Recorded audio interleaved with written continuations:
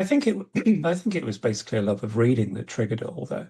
And this is a really strange thing to say, and I've said this before to people, but when I grew up, we lived in a house without central heating, which Hmm. sounds like an irrelevant point. So there was only one room in the house which was warm, Got basically. it. So in the winter, we all had to huddle in there, and then so my parents and my siblings would be watching stuff on television that I did not want to watch and was not Hmm. interested.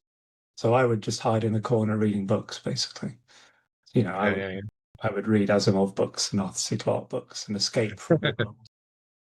It just Yeah. that was how it all started, really. Now, you talked a little bit about what you like to read, but what genre or genres do you currently write in and why? Um, I yeah, I write. I mean, I always give quite vague answers to this question. So I write science fiction and I write fantasy, and obviously there's a million different sorts of each of those Yeah. genres. But I don't know. I don't really write in one particular genre. I would say I don't always write space opera. I don't always write urban fantasy.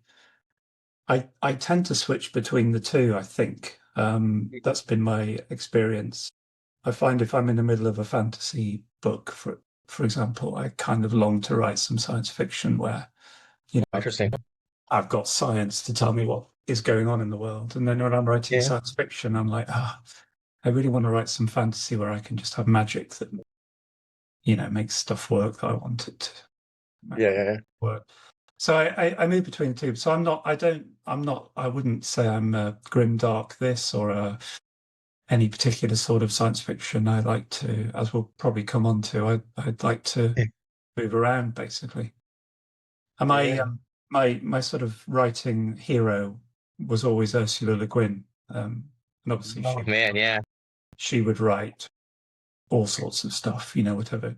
Yeah, yeah. You couldn't categorize her, you couldn't say what she wrote. So Yeah. I'm not saying I'm on her level, but that her desire or her willingness to just write science fiction and fantasy and kids books and whatever philosophy, that's what I aspire to really.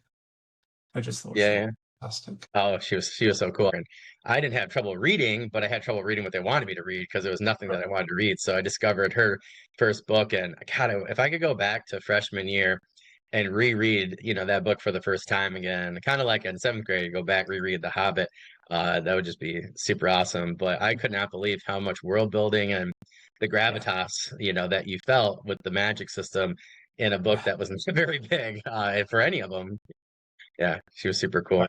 Yeah, but it's funny you mentioned The Hobbit as well, but The Hobbit and The Wizard of Earthsea, I can still remember how I felt when I Yeah, read those books for the first yeah, time. yeah.